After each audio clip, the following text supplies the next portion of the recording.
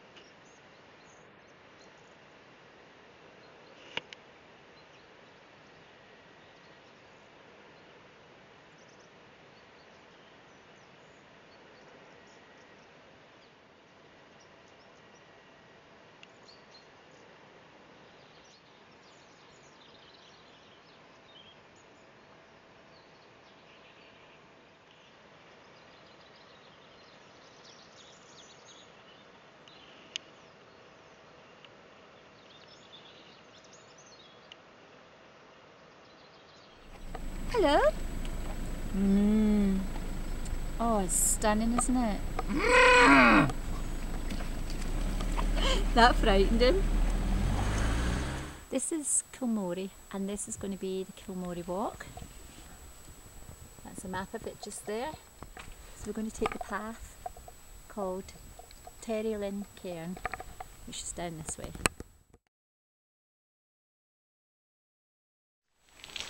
The path starts through a little woodland glen, and we're just going to follow this down towards the coast. you're very cheery, you old critter. Why is that? Because Guy thought he'd lost his glove and it was actually inside his hat on his head.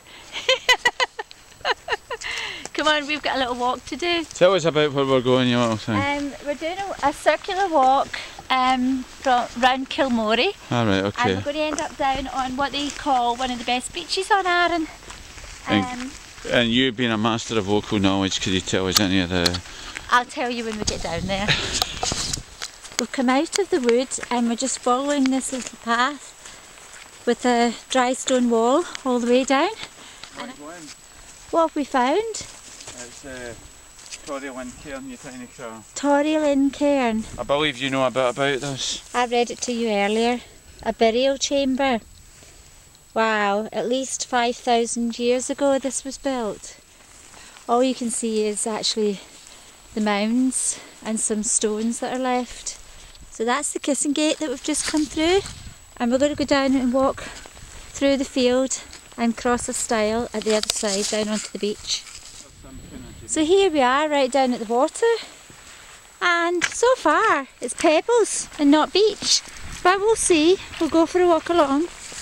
So unfortunately the tide is right in, so we're not getting much beach, and according to a local that we've just passed, usually there's miles and miles of beautiful sand. So just up there is our path back up to Kilmory, but we're going to carry on and go and see how far along we can get. It's a little abandoned wooden house up here. I think it's been abandoned. It's obviously been off-grid living for a bit. Maybe a wee summer house for a codger that likes isolation. Well, we've got some sand.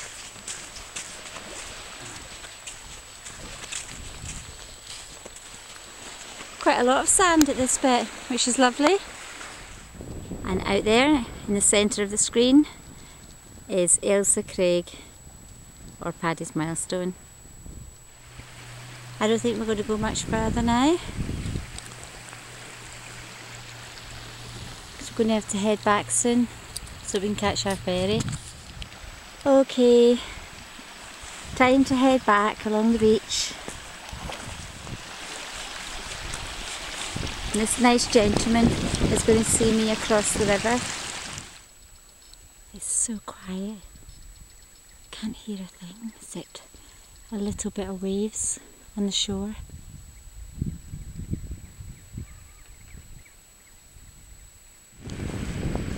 So we're going to leave the beach now and we're going to head up this track back up to Kilmory. So we've reached the top of the path. We've got to turn left and back down into Kilmory, and which is quite good. They've got a little path so we don't have to walk on the road.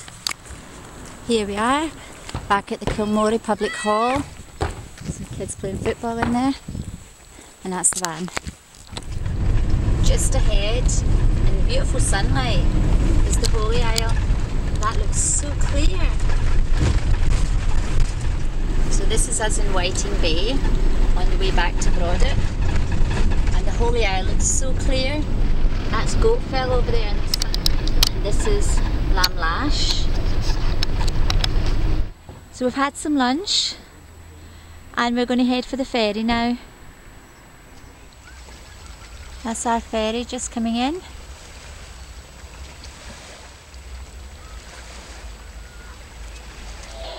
There it's coming.